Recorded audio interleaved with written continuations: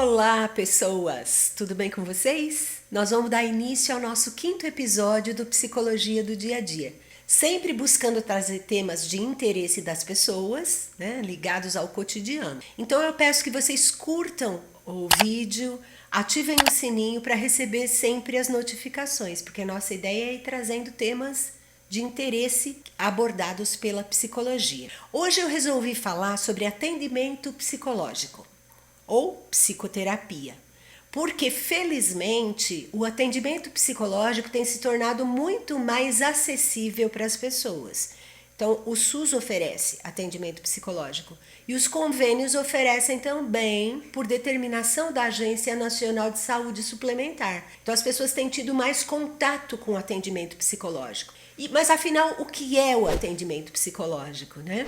Resolvi contar um pouquinho para vocês. Porque muita gente chega no consultório, primeiro que já se chama consultório. A gente vê que tem um modelo médico que é pensado, né? A gente chama de consulta, consultório, e as pessoas vão com a ideia de um modelo médico na cabeça. Então muita gente chega lá, senta na poltrona e diz assim: eu não sei por onde começar, eu nunca vim.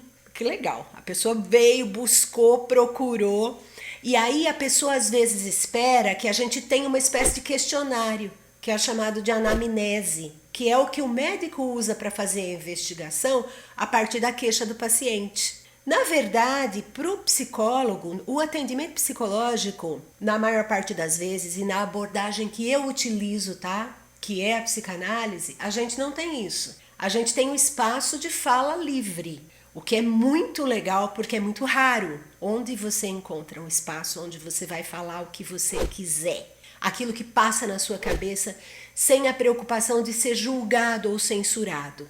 Essa é a descoberta que muitas pessoas estão fazendo e estão se beneficiando desse local e desse momento, trazendo descobertas sobre si mesmas.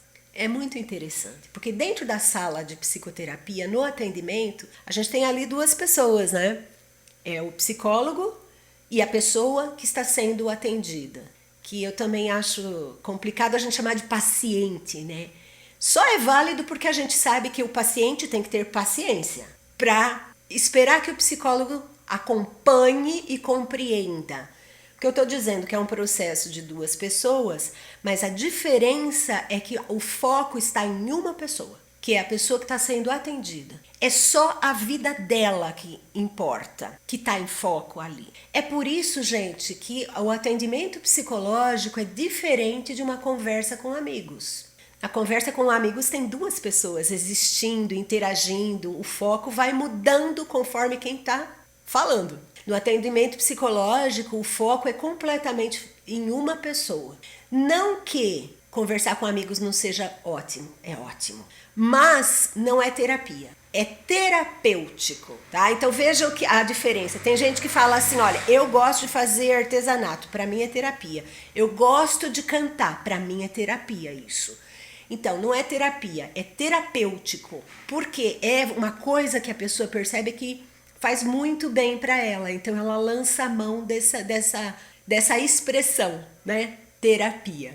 É diferente então de um encontro com amigos, é um espaço de fala onde a fala livre permite com que a pessoa que está falando ouça a si mesma. Sabe que isso por si só é uma elaboração, porque cada vez que você conta um fato ou relata sentimentos e histórias da sua vida, você está elaborando, ou seja, você está organizando mentalmente, encontrando um lugar confortável na sua mente para aquilo que você está dizendo. Então a fala, ela é poderosa.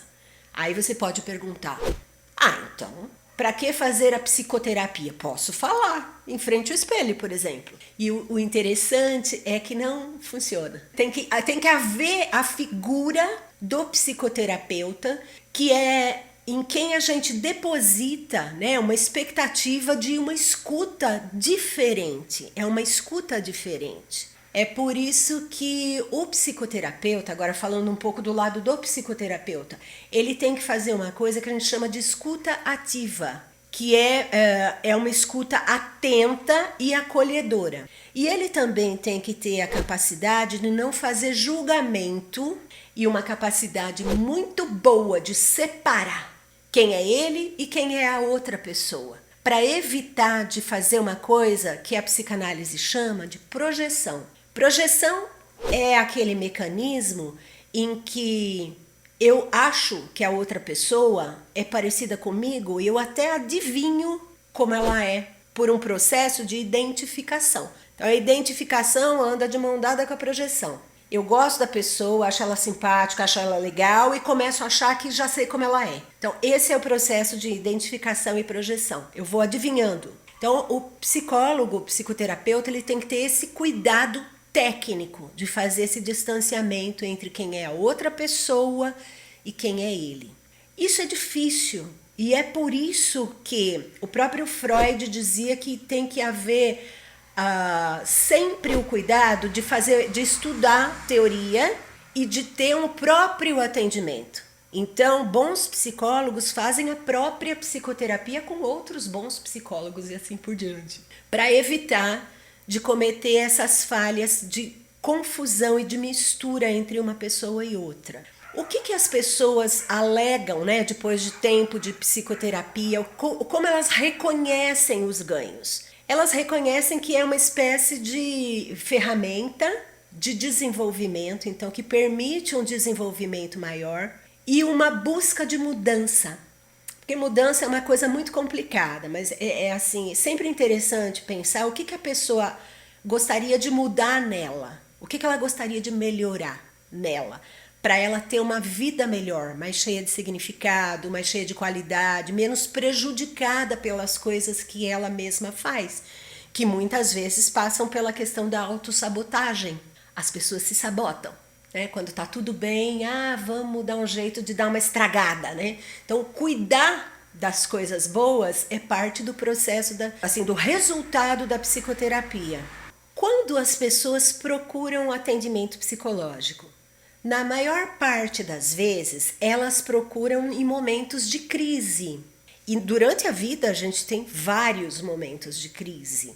Escolha vocacional, adolescência complicada, relacionamentos abusivos ou tóxicos, como eu falei no episódio anterior, podem motivar essa busca, dificuldades de relacionamento no trabalho, várias questões que nós podemos considerar como crises. Então a crise ela não é necessariamente uma coisa externa, assim, por exemplo, uma morte ou desemprego. Muitas vezes a crise é uma crise existencial, é uma questão interna da pessoa. Ela tem conflitos internos e ela faz essa busca.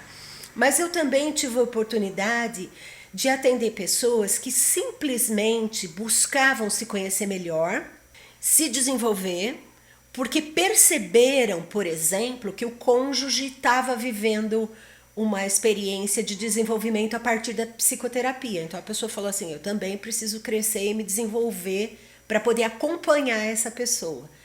Então, assim, existem pessoas que buscam a psicoterapia para ter um espaço de fala livre, para parar uma vez por semana ou duas, né? Para avaliar a própria vida, dar uma sentada e avaliar a própria vida, as próprias histórias. Uma coisa muito interessante que acontece muito, que a pessoa chega e diz assim, hoje eu não sei o que eu vou falar. Costumam ser sessões muito interessantes, né? Porque no final eu penso, nossa, eu falei tanta coisa. Ou então, eu não planejei falar nada disso, mas falei coisas que eu não pensava. Então, assim, algumas pessoas que são mais sistemáticas, né? Elas costumam levar até anotações, como se aquilo, a sessão de psicoterapia fosse uma reunião, por exemplo, de trabalho. Curioso, porque é também a pessoa mostrando uma característica dela, né? Que pode ser boa e também pode ser prejudicial em algumas situações, né? Então, tudo que a pessoa traz para a sessão de psicoterapia é um conteúdo valioso. Inclusive, gente, o silêncio. Porque quando você está conversando com um amigo, O silêncio é constrangedor, já percebeu? Então, tá todo mundo muito quieto, aí alguém puxa um assunto para quebrar o silêncio, que pode ser constrangedor. Na sessão de psicoterapia, o silêncio é visto como uma comunicação. Então, ele não precisa necessariamente ser quebrado pelo psicoterapeuta ou pela pessoa que está no processo de atendimento. A gente aprende muito a dialogar na sessão de psicoterapia. Porque às vezes eu percebo que falo alguma coisa para a pessoa a respeito do que ela está me dizendo naturalmente e ela faz um silêncio reflexivo. Então a gente espera aquela informação ser processada para poder dar continuidade. Então é uma aprendizagem sobre diálogo, que é uma das coisas que tem sido muito difícil para a maioria das pessoas. O Rubem Alves tem um texto que eu amo, que se chama Escutatória. Ele está no livro O Amor que Acende a Lua. Nesse texto, o Rubem Alves fala da nossa dificuldade de comunicação verdadeira. O texto se chama Escutatória, né? Porque ele diz que é muito mais fácil a gente fazer um curso de oratória e querer aprender a falar do que de fato querer aprender a escutar. Então, a profissão da psicologia clínica, inclusive, ela é uma profissão de escuta ativa. Embora a gente não consiga, normalmente, a gente não consegue manter uma atenção completa durante toda a fala da pessoa. Porque, na verdade, alguns pontos vão chamando a atenção e são esses pontos que podem ser interessantes de ser trabalhados, né, de serem questionados e que levam uma reflexão dentro de uma sessão de psicoterapia. Eu penso realmente que todas as pessoas deveriam se dar a oportunidade de fazer psicoterapia. E se a pessoa tem dúvida, eu costumo dizer, experimente. Se você não gostar, tente com outra pessoa, né? Tente em outro momento. Porque eu vejo que não adianta alguém procurar psicoterapia porque o marido mandou, porque o filho mandou. Não adianta. A pessoa tem que sentir que aquele é um momento dela fazer essa busca e viver essa experiência, que eu recomendo super.